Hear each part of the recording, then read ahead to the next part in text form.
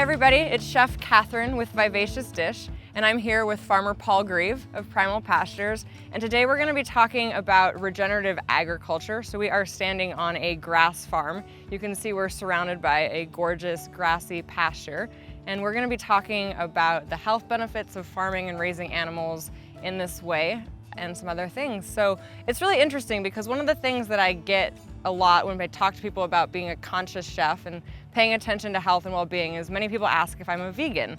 And so often we associate healthy living with taking a plant-based approach, but for me, I've found that in eating meat, especially in meat that's raised in a holistic way that's really supportive of a healthy environment and a healthy body, that's really helped for me to combat inflammation and just see dramatic improvements in my health. And I know for you that that's something that's been an inspiration as well. Yeah, thanks for having me, first of all. And that's the whole reason we started with this farm in the beginning, was because we wanted to provide an alternative that was better than what we were finding in the grocery store. And we just started raising chickens outside on grass because we couldn't find them, and this whole thing is sort of a product of what happened 5 years ago.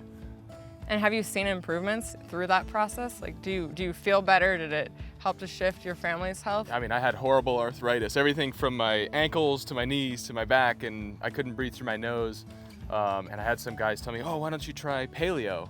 And so 2 weeks in, I was not a believer, but after 2 weeks of trying it, I felt like a kid again. I could breathe, I could move, I felt like totally different.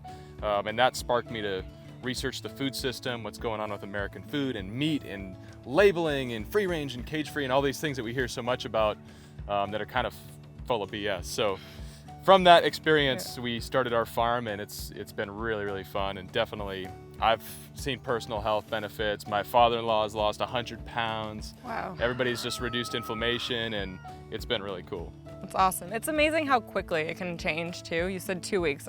When I took removed grains and refined sugars from my diet, it was about a month, but then it was like smooth sailing. I felt like a 5-year-old. I had so much energy. It's awesome. And we work with a lot of clients now too that are serious health problems, going through chemotherapy or leukemia, battling different forms of cancer and some serious stuff. And so it's really, really an honor to be able to work with those families now, to be able to help them through that journey and through that process, to provide them with good food, because that's some of the most important stuff that you can do when you're going through things like that. Well, it's really cool too, because there's obviously the positive impact on personal health, but there's also the positive impact on the environment as well. And I know Primal Pastures is all about land stewardship also. Yeah, I mean, we call it like the triple bottom line or whatever. It's health of the animal, health of the land, health of the consumer. And I think those are all super important, but we geek out on grass.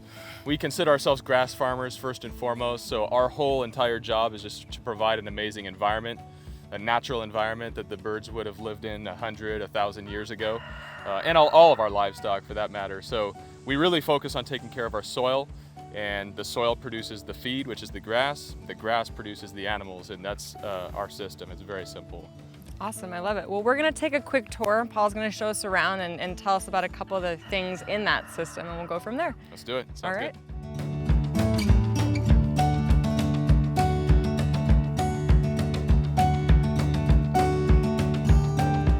Okay, well, we're at the first step in the pastured chicken operation with 1-week-old baby chicks. So this is great. I think it's wonderful that these birds have access to the outdoor space. And talk to me about where you get your chicks and how they live their lives to start. Yeah, so a lot of people don't believe it, but baby chicks, we don't hatch them here. They actually come from 2 different hatcheries, one in Iowa, one in Pennsylvania.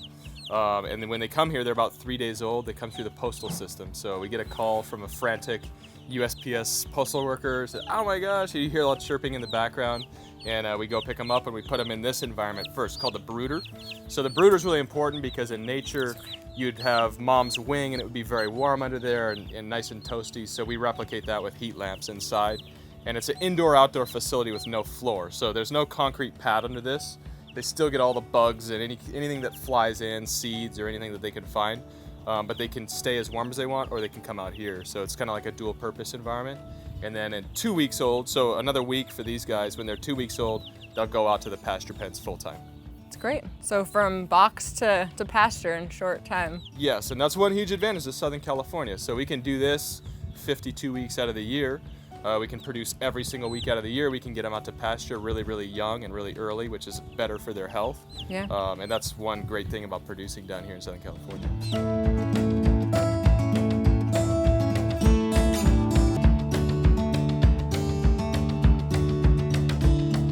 Well, one of the things that I really love, Paul, about your operation is that every part of the system adds value to the system. So we're hanging out right now with these adorable puppies, but I know that how important they are to your farm as well. Yeah, I mean, they are the fundamental, like what holds the farm together. In our first year of doing this, we start putting animals outside. We lost 1,200 chickens and 35 lambs to coyotes. So in this valley, there's about 1,000 packs of coyotes. This is a traditional way of keeping livestock outside, though. These breeds have been with livestock, mostly with sheep, for thousands of years. It's a Great Pyrenees, which is a French breed, Anatolian Shepherd, which is a Turkish breed, and it's a cross between those two. So we keep about 14 of these dogs out at our farm at any given time. They live 24/7 with the animals. Mostly they sleep all day. They're just awake because we're in here, and then they'll patrol all night long. And so we just had this new litter, and they'll be taking care of livestock in about a year. So they're just training right now. Awesome. Working hard already. I wouldn't say that.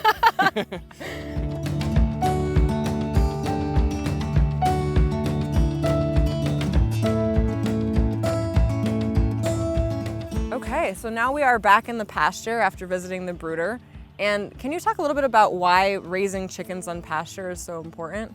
Yeah, it's important. It's different than 99.999% of chickens that are raised indoor in confinement in a grow house with manure lagoons and all that stuff. So the chickens that live outside on grass are good for like many different reasons. The first one is the health of the actual chicken. So instead of just eating grains and grains and grains, they get to pick and scratch for bugs and worms and grasses and seeds, and they get to have fresh air and sunshine every single day.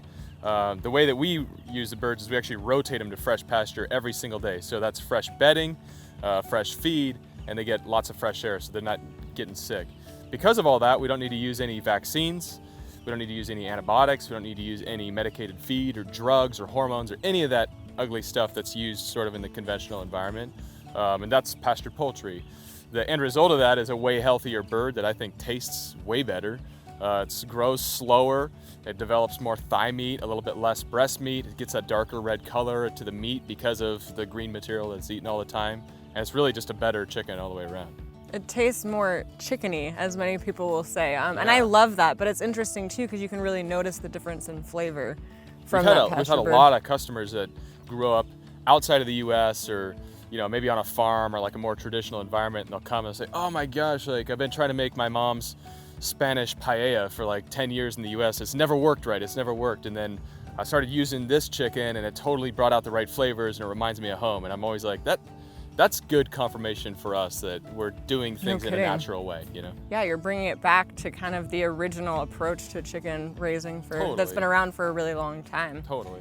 Yeah, well, it's really interesting too because the first time I met Paul was a few years back and Primal Pastures was kind of just getting started and you hosted chicken processing workshops, and that experience for me was challenging and very intense, but I felt like as someone who was eating meat, it was really important to connect with that aspect of the food system and understand what it takes to take a chicken from pasture to your plate. And you can read more about that on my blog on Vivacious Dish, but what I love about Primal Pastures is the transparency, too. We're standing out here, we can see the birds right in the field. You guys are always open for tours. I know throughout the summer you host different things. And it's a process that's super important to us. 100 years ago, everybody knew where their food came from. There wasn't supermarkets, you bought from farms. And now in the last 50 years, we've sort of gotten to this like cellophane wrapped, walking through the grocery store, beautiful, and you kind of forget that was a living, breathing animal at one point in time. And I think that's what's enabled factory farming and all that kind of conventional CAFO stuff to even be a thing. So I think it's really important for the people that are interested to give them the opportunity to experience what it means to take an animal's life, to respect that life, to let that life sustain our life. That's a serious, heavy responsibility, and I don't think it's something that we should take lightly, but we do take a lot of pride that we get to show people that and kind of bring that back.